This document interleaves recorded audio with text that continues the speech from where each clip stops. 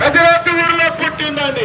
ఆయన పుట్టినప్పుడు మరి ఆకాశంలో నక్షత్రము ఉదయించింది. జ్ఞానులు వెళ్ళినారు, గొల్లలు వెళ్ళినారు, ప్రభుని దర్శించి ఆరాధించినారు. ఎందుకు ఆరాధించాలయ్యా, ఆయనకు ఎందుకు పూజించాలంటే దేవాది దేవుడు, రక్షకుడు, విమోచకుడు మరి ప్రజలందరికీ మహా సంతోషకరమైన సువర్తమానము. ఆ సువర్తమానం ఏంటంటే యేసు ప్రభు దేవుడండి ఈ లోకానికి వచ్చిండు. అది నమ్మితే శాంతి, సమాధానము, విమోచన, విశ్రాంతి. ఎందుకు నమ్మాలి అంటే ఆయన మనందరి కొరకు శిలువలో తన ప్రాణమును అర్పణగా బలిగా రక్తమంతా దారపోసిందండి. ప్రతి మనిషినికి జన్మ డేట్ ఉంటది, చనిపోయిన డేట్ ఉంటది.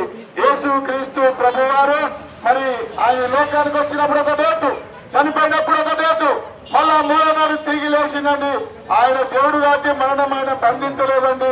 ఆ దేవాది దేవుడు యేసుక్రీస్తు ప్రభును పునరుద్ధరణ లేచిండు కాబట్టి నేనే మార్గం, నేనే సత్యం, నేనే జీవం అంటున్నారు. ఆ జీవం గల యేసుక్రీస్తు ప్రభునందు విశ్వాసం వస్తే పరలోక రాజ్యం అండి, శాంతి, సమాధానం అండి. మానవుడు ఏమని ఆలోచిస్తారంటే చనిపోయినాక అంతా అయిపోయింది అనుకుంటారు. చనిపోయినాక మరొక జీవితం ఉంటుందండి. మరి శరీరంలో, మనిషి జీవితంలో శరీరం ఉంది, ప్రాణం ఉంది, ఆత్మ ఉంది. ఈ ఆత్మ యేసుక్రీస్తు ప్రభు లేకుండా చనిపోతే నరకమండి. ఆ నరకం తప్పించాలంటే యేసు ప్రభు నమ్మాలండి. మేము నమ్మినామండి, మాకు శాంతి, సమాధానం వచ్చిందండి. మీరు కూడా నమ్మాలని ప్రభుని విస్కరించిపోయాక మనం చేస్తున్నాం. చిన్న ప్రార్థన చేసి ముందుకెళ్తాం. ప్రేమగలుగుతండి, దీవించండి, మన నేత్ర వెలిగించండి, సత్యం గ్రహించుటకు సహాయం చేయమని, ముందుకెళ్తున్న తోడుగా ఉండమని వచ్చిన బిడ్డల స్తోత్రాలు చెల్లించుకుంటూ యేసు ప్రభు నామములో వేడుక ప్రార్థిస్తున్నాం తండ్రి. ఆమేన్. రాజుల రాజుకి, ప్రభుల ప్రభుకి.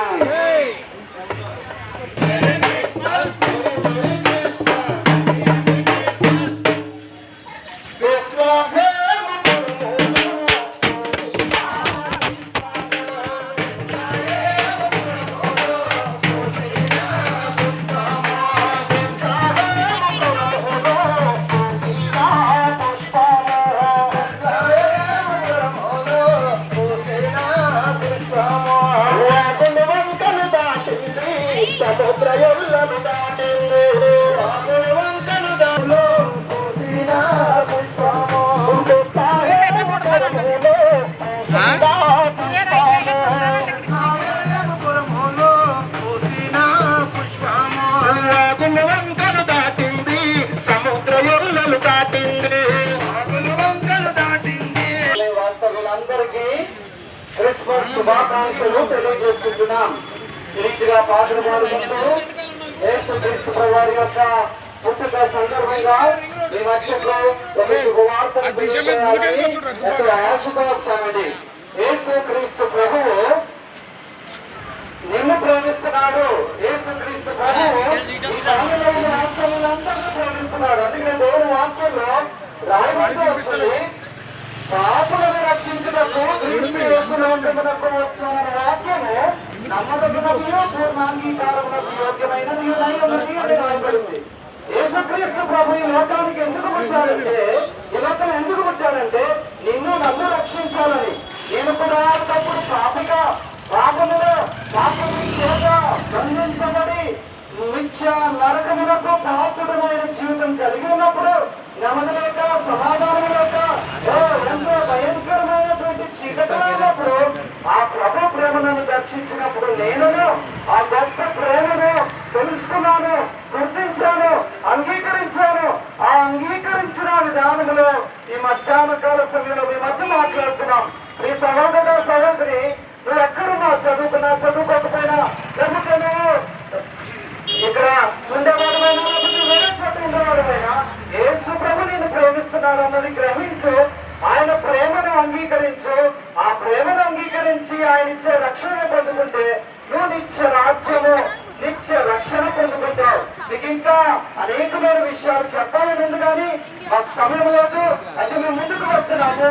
మీకు కొన్ని కరపత్రికలు తీసుకొచ్చాం. అట్లాగే దేవుడు వాక్యం వినాలనుకుంటే దగ్గర దేవుడి సంఘం ఉంది, అక్కడికి మేము ప్రేమగా ఆహ్వానిస్తున్నాం. ప్రార్థన చేసి ముందుకు వెళ్తాం. ప్రియమైన తండ్రి, ప్రార్థిస్తున్నాం. వారి చేతులను దీవించండి, వారి వ్యాపారాలను దీవించండి, ప్రభా నువ్వు రక్షకుడు అని, నువ్వు దేవుడు అని, నీ ద్వారానే తప్ప మరెవరి ద్వారాను నిత్య జీవము కలుగుదని గుర్తించగలిగినట్లు నేను అంగీకరించినట్లు వారి కన్నులను తెరవండి. ఇటువంటి ఆచరిస్తూ ఏసైనామన్నా స్తుతించి ప్రార్థించి వేడుకుంటున్నాను తండ్రి. ఆమేన్.